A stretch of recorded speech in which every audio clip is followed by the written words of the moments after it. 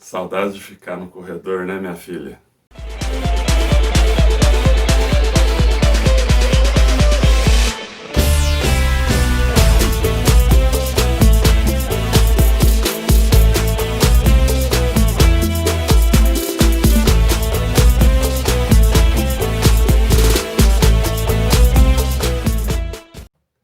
Bom, pessoal, hoje a gente vai falar um pouquinho sobre a história do continente africano.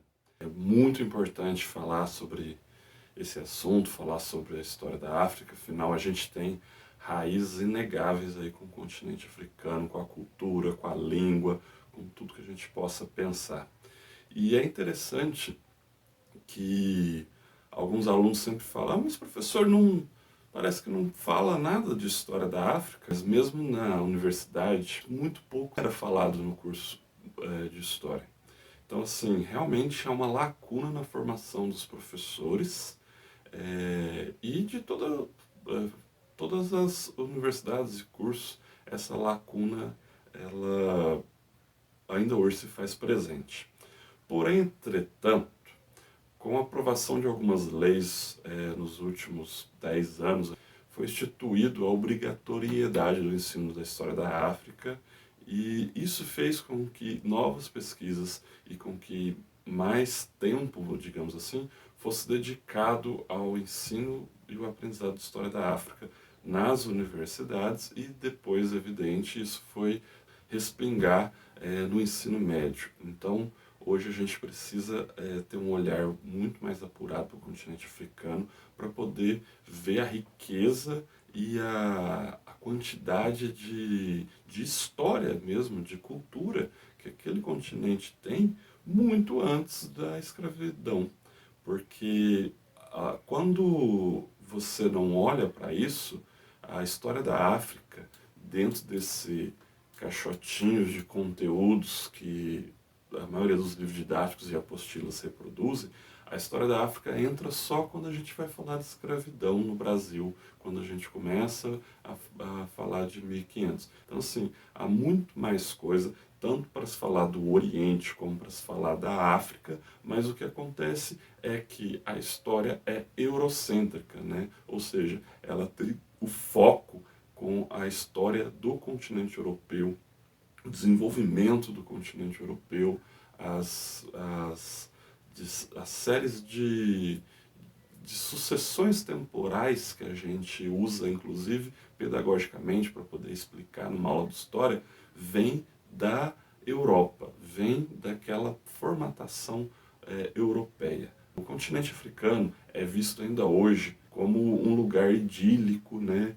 onde existem aqueles animais fantásticos na savana, onde você pode ir para ver essa natureza na sua mais pura origem. Essa é uma visão. A outra é um continente pobre, cheio de guerra, pessoas refugiadas, toda uma calamidade pública o tempo inteiro. Acho que são duas visões que precisam ser muito bem revistas de uma maneira cuidadosa, principalmente por nós brasileiros. Por quê? A África parece muito com o Brasil, na verdade, né? Ou seja, um mosaico enorme de diversas coisas, tanto culturais como econômicas, como em termos de violência. Então, assim, você pode ver essa natureza idílica no continente africano, mas você também tem ela no Brasil. Você pode ver pessoas passando fome no continente africano, mas você também vê isso aqui no Brasil, inclusive nas grandes cidades mais ricas do continente sul-americano. Você pode ver em guerra mesmo em algumas regiões da África, mas a gente vive uma guerra cotidiana no Brasil. Você pode muito bem, em algumas capitais do continente africano, andar à noite, de madrugada, sem muita preocupação, e talvez aqui no Brasil, em cidades, grandes cidades, ou às vezes nem tão grandes assim, mas principalmente nas grandes metrópoles como São Paulo, Rio de Janeiro, Recife, e outras, você fica com medo de andar à noite. Então a gente tem que pontuar isso, que a África não pode ser esquematizada e colocada numa coisa muito estanque, assim como o Brasil, porque a gente é uma mistura, né? Existe um sociólogo que eu gosto muito, morreu há pouco tempo atrás, recentemente, chamado Francisco de Oliveira, Chico de Oliveira, que ele tem um livro chamado Crítica à Razão Dualística, o Ornitorrinco, porque ele vai falar que isso, o Brasil não dá para pensar em chaves de duas, numa chave de dois, entre evoluído e atrasado, entre rico e pobre. O Brasil é cheio de meandros, cheio de pequenos detalhes. E a África é dessa mesma forma. Não dá para pensar a África em termos de um lugar é avançado, um lugar é atrasado, um lugar natureza selvagem, o outro é metrópole. A África é um continente extremamente grande, com 40 países, diversas cidades, diversos níveis de desenvolvimento econômico, e que essa riqueza toda é jogada geralmente para a gente como com um verniz preconceituoso de um olhar para qual entende-se a África como aquele lugar atrasado. Outra coisa que é interessante chamar a atenção é pensarmos assim, que a África ela tem o Saara como um verdadeiro divisor de fronteiras, né, culturais, sociais e até mesmo econômicas. Ao norte da África, onde hoje se concentra a Argélia, Marrocos e alguns outros países ali, ele é o berço de algumas civilizações muito importantes. Vou dar um exemplo, os cartagineses que enfrentaram os romanos. Então, essa população, essa região, ela é de conhecimento dos europeus há muitos séculos, né? Então, os europeus já tinham contato com essa população. Na parte sul do continente, ou seja, tudo que a gente tem abaixo do Saara, conhecido como África subsaariana, a gente tem uma imensa área. Ao sul do Saara, a gente tem um outro grupo populacional muito grande. Os bantus, os sudaneses, principalmente, nesse período anterior à chegada do europeu, constituíam os grandes povos ali. Há alguns cálculos que estimam que o continente africano, por volta de 1500, teria 200 milhões de habitantes, o que o Brasil tem hoje. Então, assim, uma densidade populacional tão grande quanto a que a gente tem aqui no Brasil, em algumas regiões até mais, e que era ignorada por completo pelos europeus. E ainda hoje continua sendo ignorada na maioria dos livros, das aulas e de toda a história. Ou seja, a gente conhece talvez mais sobre o Egito e sobre o extremo sul do continente africano, a África do Sul. Vou colocar para vocês uma espécie de linha do tempo do que a gente pode, muito resumidamente, pensar sobre a África pré-grandes navegações. A gente pode principalmente destacar três grandes recortes históricos. Primeiro deles, a gente pode chamar de dispersão banto, que seria onde há uma grande difusão, uma grande dispersão dos povos. Lembrando que banto, por exemplo, é uma generalização que o europeu daquele período fazia sobre esses povos. Um segundo momento, a gente pode pensar sobre a formação do Sudão, ou seja, dos povos e reinos sudaneses. Então, onde começa a ter grandes reinos sendo formados em distintas regiões da África subsaariana. E um terceiro ponto que a gente não pode esquecer é a expansão do Islã, que vai causar grandes mudanças sociais, políticas, culturais e, evidente, religiosas sobre os povos africanos, que ainda hoje deixam marcas indeléveis nessa população e faz com que no continente africano a gente tenha uma população muito grande de islâmicos. Evidente que um outro momento fundamental na história do continente africano é a partir da expansão marítima europeia. É importante destacar que a expansão marítima europeia ela não acontece de uma hora para outra. É um processo muito longo. Por exemplo, os portugueses demoraram cerca de 100 anos para fazer todo o contorno da costa africana e conseguir chegar nas Índias. E enquanto eles faziam isso, eles foram conhecendo, criando feitorias no continente africano e já implantando a escravidão.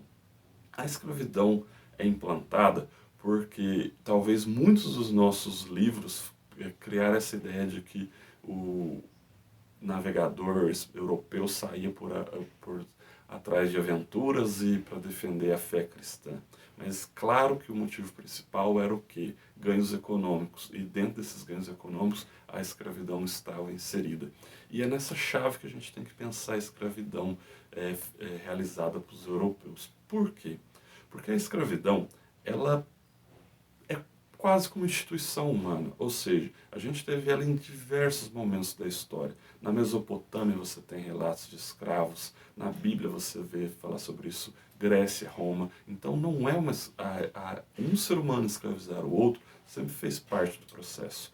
Agora, o que a gente vai ver no continente africano é uma escravização em função da raça, em função da cor de pele. E isso é a primeira vez que a gente vê. Ou seja, uma escravidão que tem como princípio básico uma discriminação em relação ao outro. Até aí, o que a gente tinha na história da humanidade? Alguém era escravo por dívida, alguém era escravo porque perdeu uma guerra, alguém era escravo porque se ofereceu enquanto forma de pagamento.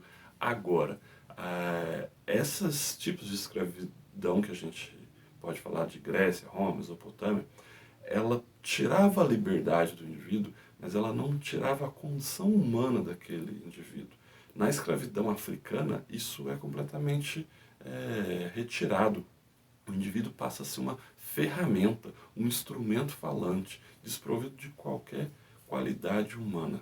Então, esse é uma das coisas que a gente tem que pensar quando falamos de escravidão realizada sobre os seres humanos do continente africano.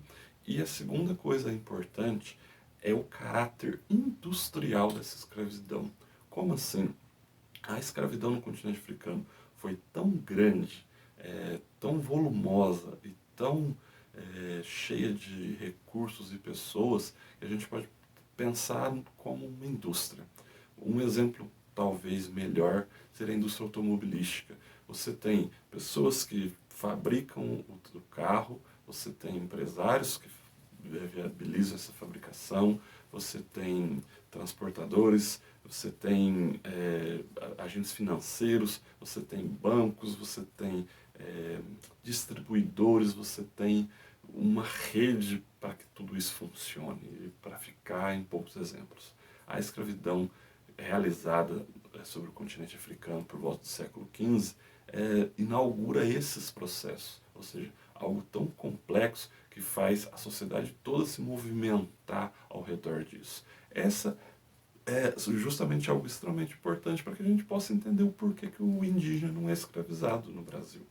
Não é porque ele não era afeito ao trabalho, mas sim porque essa escravidão, esse tráfico negreiro, assim chamado, ele girava a roda da economia do Brasil colonial e de outras regiões aqui da América. E evidente de pessoas que se beneficiavam disso ao redor do mundo, tanto de alguns nascidos no continente africano, em grande parte os europeus, e outras pessoas aqui mesmo no Brasil.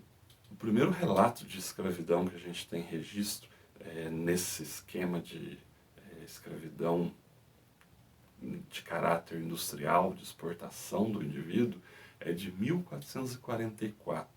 E aí, nos próximos 300 anos, a gente teve uma média, um cálculo razoável de 12 milhões e 700 mil pessoas que foram escravizadas e retiradas do continente africano à força, transportadas para as Américas. Desses 12 milhões e 700 mil, 40% tiveram como destino o Brasil, o território do Brasil. E durante todo esse movimento, todos esses 300 anos, Estima-se que 1,8 milhões de pessoas tenham morrido. Se você dividir 1,8 milhão por 300, a gente tem uma média de 14 pessoas mortas nas travessias diariamente. Tem uma frase do José Alencastro, o grande historiador brasileiro, que diz que a destruição constante de Angola tem como consequência a construção permanente do Brasil. Durante 350 anos de escravidão, a mais completa desorganização política, econômica e social do continente foi realizada, né? Hoje, totalmente os problemas que temos no continente africano estão ligados a esse período de escravidão que foi muito intenso durante muito tempo. Processo esse que impediu que fosse realizada uma efetiva construção de estados nacionais e toda uma política social e de desenvolvimento de proteção dos seus cidadãos. Essa extração de recursos acaba por impedir o próprio desenvolvimento dos estados, né, e dos indivíduos, já que você vai empobrecer o continente africano como um todo, né? Então, nada mais justo do que atribuir direto e realmente ao sucesso, o sucesso europeu de hoje, da pobreza do continente africano de antes e atual. Bom, se a gente pensar na Europa, o que a gente vai ter aí por volta do século XVIII, XIX? Você tem aí o surgimento do Iluminismo, a Revolução Francesa e a Revolução Industrial, varrendo o modo de pensar dos europeus e de como eles agiam. Tudo isso colocando o capitalismo como a maior força, tanto no sentido de limitar algumas processos tradicionais anteriores, como no sentido de tentar se impor para outros territórios e outras populações. E acho que dentro desse processo você ainda continua a expansão da escravidão e da utilização da mão de obra africana. Na esteira desse processo todo, a gente ainda vai ter o que a gente conhece como neocolonialismo, ou seja, a palavra neo de novo. Então, novamente, a Europa vai recolonizar ou colonizar o continente africano. Se então antes ela fez isso durante 350 anos, colonizando e usurpando a maior parte possível dos recursos e principalmente do recurso humano africano, agora ela vai fazer isso implantando estados nacionais subvenientes aos estados nacionais europeus, né? Isso foi decidido na Conferência de Berlim. Esse processo fica conhecido como a partilha da África, né? Ou seja, o continente africano, o mapa do continente africano, literalmente vai ser jogado em cima de uma mesa e esquadrinhado e dividido entre as grandes potências do período. Então, cada país vai se apoderar de uma certa parte do continente africano. É interessante pontuar que as fronteiras que ali são estabelecidas, elas não respeitam acidentes geográficos, elas não respeitam cultura, elas não respeitam um determinado rio, um determinado montanha, que geralmente é assim que é usado nas divisões entre países. Ela simplesmente vai interessar aos europeus. E por isso, muitas tribos e comunidades são divididas em territórios distintos, ou seja, comunidades que eram amigas passam a viver em países distintos e algumas comunidades, tribos que historicamente tinham problemas de conflito vão ser colocadas no mesmo território. E isso ainda hoje explica bastante guerras e conflitos que a gente tem por todo o território africano. Mais recentemente, já pensando por volta do século XX, a gente vai ter alguns processos históricos que vão levar a uma crescente descolonização do continente africano, né? As independências dessas antigas colônias. Talvez a gente possa já pensar nas duas grandes guerras, né? Primeira e Segunda Guerra Mundial, como pontos fundamentais. Por que já falar logo delas?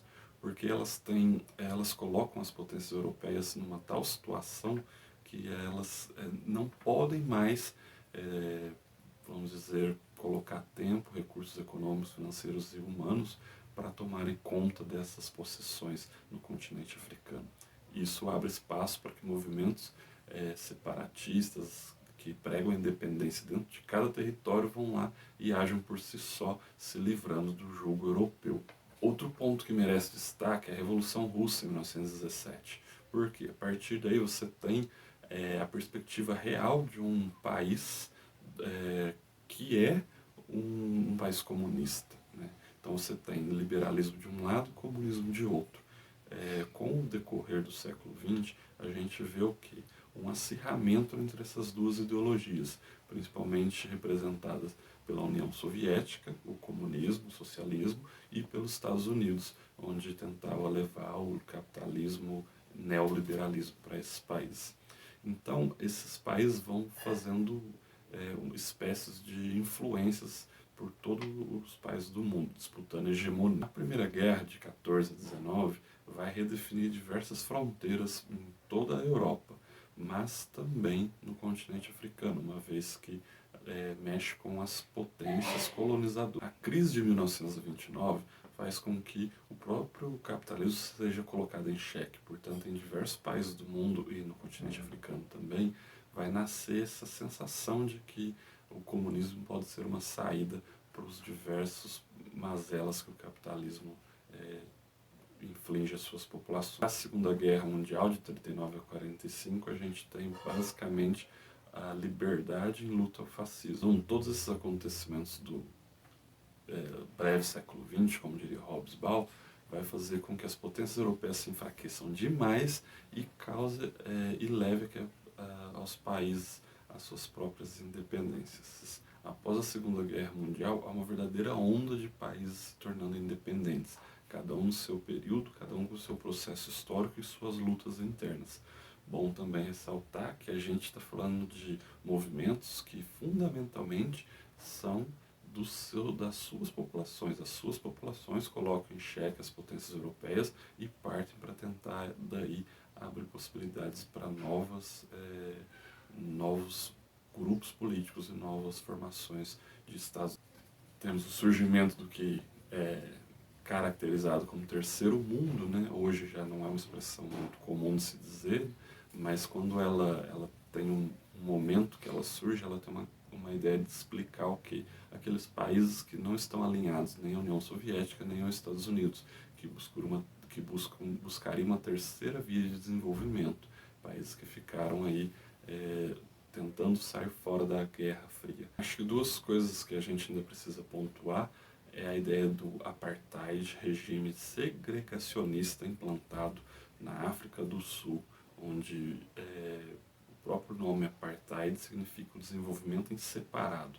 Então, na África do Sul, os brancos passaram a controlar, que já controlavam diversas esferas de poder no país, puseram leis e até mesmo delimitaram territórios para negros e para brancos. Regime esse que só veio ao final no ano de 1992 com a principal liderança de Mandela, né, famoso aí presidente da África do Sul. Outra coisa que a gente pode pensar é a ideia do pan-africanismo versus a fragmentação, ou seja, haveria a possibilidade de ter uma África unida. Na prática se mostrou inviável e a África acabou por se fragmentar, ou foi fragmentada, por exemplo, na Conferência de Berlim, nessas mais diversas nações independentes.